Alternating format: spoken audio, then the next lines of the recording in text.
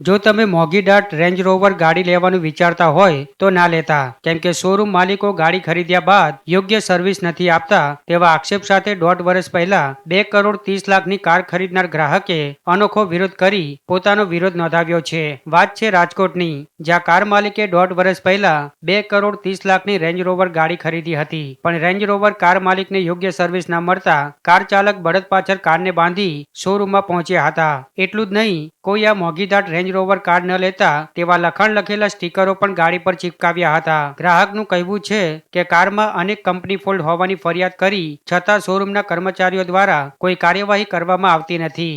અનેક વખત રજૂઆત કરવા છતાં પ્રશ્નોનું સમાધાન આવતું નથી, ત્યારે કંપની કારમાં રહેલા ફોલ્ટ અંગે લેખિતમાં બાંયધરી આપે તેવી માંગ કરી અનોખો વિરોધ કર્યો હતો. આ ગાડીમાં ફૂટ સ્ટેપનો પ્રોબ્લેમ છે. છેલ્લા 2-2.5 વર્ષથી આ ગાડીમાં એકને એક પ્રોબ્લેમ રિપીટ થયા રાખે છે. ગાડીમાં અમે જ્યારે ચડવું હોય ને ત્યારે ફૂટ સ્ટેપ અમુક વાર કામ કરે, અમુક વાર કામ નથી કરતા. ગાડી અમે સર્વિસમાં મૂકી છીએ તો સર્વિસવાળા અમને એમ કહે છે કે તમે ગાડી મૂક્યા રાખો, બરોબર, અમે સર્વિસ ક્યારે કર્યા રાખશું. તો કંઈ આ ગાડી મૂકવા અમે ગાડી તો લીધી નથી. 2,10,00,000 રૂપિયાની ગાડી છે, બરોબર. ગાડી લીધા છતાં અમને કમ્ફર્ટ ન મળતો હોય તો પછી આ કંપનીનું અમારે રિવ્યૂ બીજાને શું દેવા?